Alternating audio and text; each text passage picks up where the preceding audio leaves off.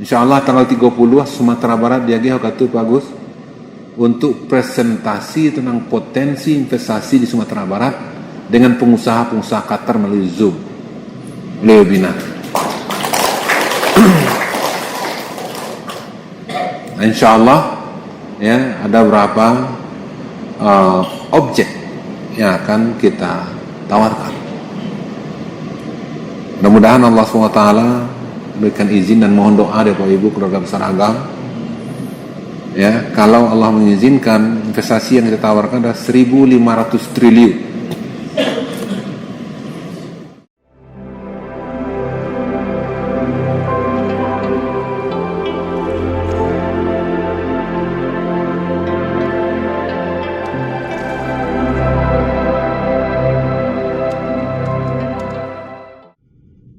Kerukunan Keluarga Agam KKA mengadakan acara silaturahmi dengan mengundang seluruh perantau Agam yang berada di Kota Padang di Auditorium Gubernuran Provinsi Sumatera Barat.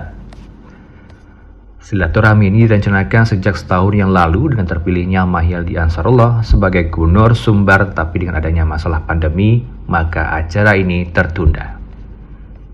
Bapak Ibu semuanya, kita malam ini bersilaturahim dengan Pak Ketua Dewan Pembina Pak Haji Mahyaldi, karena sejak beliau terpilih menjadi gubernur kita belum sempat bersilaturahim karena kita terhalang oleh COVID-19. Kita juga patuh kepada protokol kesehatan. Tak mungkin kita ramai-ramai seperti ini ketika COVID-19 itu sedang menjadi-jadi di Sumatera Barat sejak 2 tahun yang lalu. Menurut Barlius, keanggotaan KKA yang ada di Padang berjumlah lebih dari 7.000 orang dan kegiatan-kegiatan yang dilakukan seperti kegiatan sosial, olahraga, jalan santai, dan juga halal bihalal. Dan anggota KKA ini kalau di perhitungan perkiraan itu lebih dari 7.000 ya. Karena ketika kita halal bihalal secara besar di UNP itu 2017 daftar hadir sekitar 2.500 hadir, luar biasa 2017 itu. Jadi yang tidak hadir diperkirakan lebih dari separuh, di 6.000 dibilang anggota KKA ini di Kota Padang, dan termasuk kita adalah yang terbanyak di Kota Padang selain Padang Pariaman. Bapak Ibu semuanya, kami laporkan juga kepada Bapak Dewan Pembina, kegiatan kita di KKA ini sifatnya sosial juga olahraga.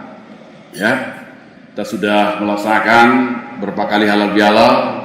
Yang besar itu di GOR UNP 2017. Hadir Pak Kapolda, hadir Pak Bupati, Pak Wali Kota, Pak Haji Mahyaldi ketika itu, hadir beberapa anggota DPR RI, ya semua sangat ramai 2017.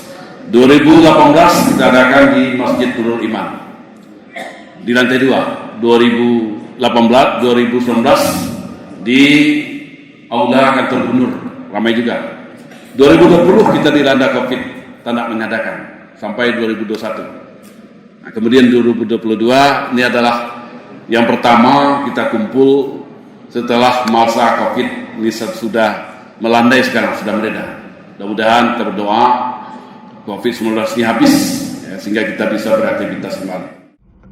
Sementara itu, Ketua Umum KKA Bapak Gus Padi Gaus menyampaikan rasa syukur terpilihnya Bapak Mahyaldi Ansarullah menjadi Gubernur Sumatera Barat dan semoga akan membuka jalan ke depan, dan ini merupakan hasil dari pendidikan orang Agam dari berbagai aspek kehidupan sehingga orang Agam diperhitungkan oleh partai-partai politik apapun. Agaknya kita orang Agam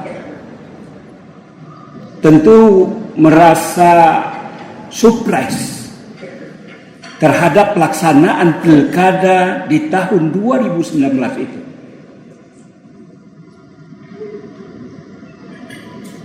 Empat kandidat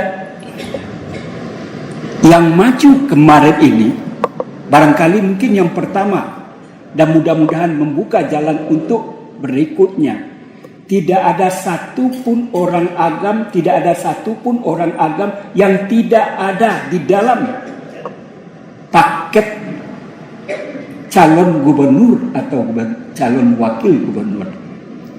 Masya Allah, luar biasa. Ini adalah hasil dari sebuah proses pendidikan orang agam dalam berbagai aspek kehidupan. Tanpa dinyana, orang agam mampu masuk di semua lini itu. Sehingga orang agam diperhitungkan oleh partai-partai politik apapun. Gus Pardi Gaus berharap agar ini dilestarikan bagaimana Sumatera Barat selalu dipimpin oleh orang agam dan di dalam pemerintahan juga banyak orang-orang yang berasal dari agam.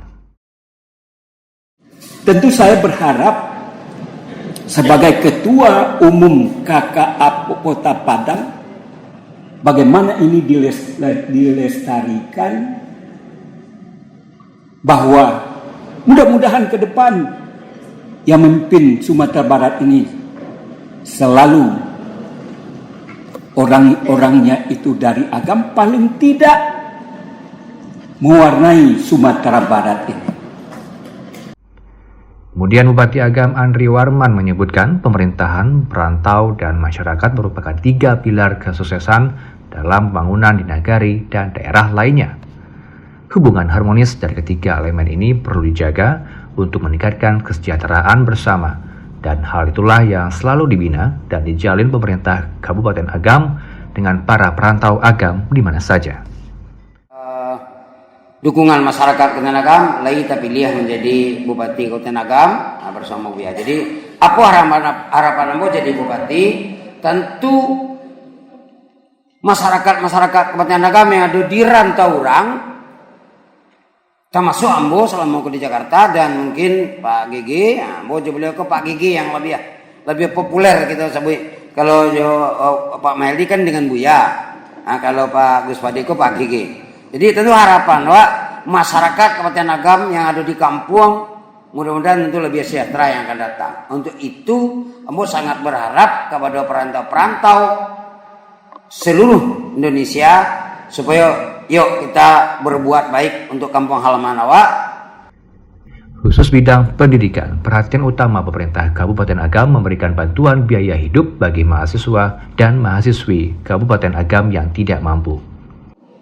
Ada beberapa program yang akan mau sampaikan kepada Bapak di Kota Padang, yaitu kami mulai tahun akademik 2021 ke petang telah membuat beberapa program terutama di bidang pendidikan. Kamilah merencanakan danlah melaksanakan memberikan beasiswa sebanyak 110 orang putra-putri Kabupaten Agam yang kuliah di perguruan tinggi negeri, yang kami bantu setiap bulan. Untuk yang kuliah di Padang 750.000, untuk yang kuliah di Sumatera 1 juta setiap bulan, untuk yang kuliah di Pulau Jawa dan lain-lain itu sekitar 250 per bulan. Dana dari mana diambil? Dana dari dana CSR perusahaan yang ada di Kota Agam, dana dari perantau diharapkan, dan terakhir juga tentu dana APBD. Mahyaldi Ansarullah sebagai pembina KKA menyampaikan rasa syukur sehingga dapat bersilaturahim untuk bersama dan sekaligus syukuran serta menyambut datangnya bulan suci Ramadan. Kemudian beliau minta kepada Tuhan agar kita selalu diberikan kesehatan agar kita dapat beraktivitas. Selanjutnya, Mahyaldi Ansarullah menyampaikan ucapan terima kasih kepada masyarakat Agam di mana saja berada. Selanjutnya, mau ucap terima kasih ya kepada Bapak Ibu, keluarga besar, keluarga Agam yang ada di Kota Padang ataupun juga yang ada di kabupaten kota lain di Sumatera Barat. Karena memang mempunyai kausal untuk banyak orang Agam. Mempunyai kasih junjung juga tamu orang Agam. Ada beberapa orang kepala dinas itu dari Agam. Supaya sampai yang oleh Pak Gus Pardi tadi. Dan begitu juga di Tanah Datar. Tamu juga rangkap. Di pesisir ada yang menjadi wali nagari dari Agam. Jadi wali nagari di pesisir bagus beragam.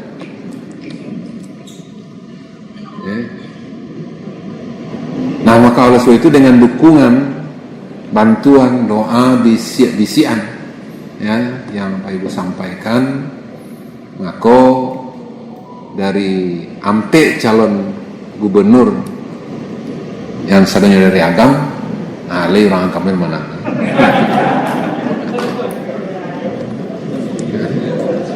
Kenapa? Karena ditambah lagi dari Pak Bupati tadi, diyakinkan gitu kan.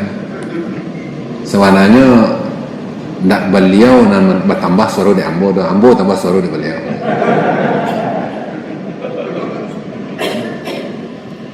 Nah, jadi itu dia mengucap terima kasih dan sedang-kadangnya ya. Dan alhamdulillah lebih setahun ya, melaksanakan tugas 25 Februari ya, kini tanggal 8 ya, berarti lah setahun 3 balik hari. Ketika mengawali jabatannya sebagai gubernur setahun yang lalu, bersama jajarannya, beliau membicara 2 program, yakni penyelesaian COVID-19 dan pelaksanaan jalan tol. Dan alhamdulillah dalam laporan terakhir, Sumatera Barat termasuk penyelenggara terbaik dalam penanganan COVID. Dan alhamdulillah hari pertama pelantikan Bupati Wali Kota Aceh Sumatera Barat tanggal 26 Februari, hari Kamis ya, Jumat ya, langsung kita rapi sekali sorenya di Bupati ini lantik, langsung rapi sekali. Yang kita bicarakan 2. Yang pertama penanganan COVID, yang kedua lah jalan tol.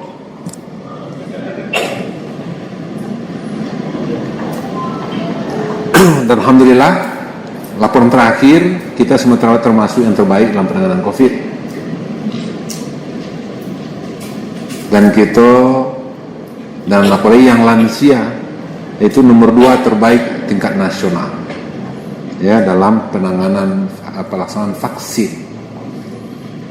Dan kemudian juga untuk 2 hal itu tol insyaallah patang ya kira-kira 3 hari yang lalu ambolah setujui trase untuk terowongan sepanjang 11 km. Di terowongan terpanjang nanti di Indonesia ada di Sumatera Barat, yaitu jalan Padang Pekanbaru.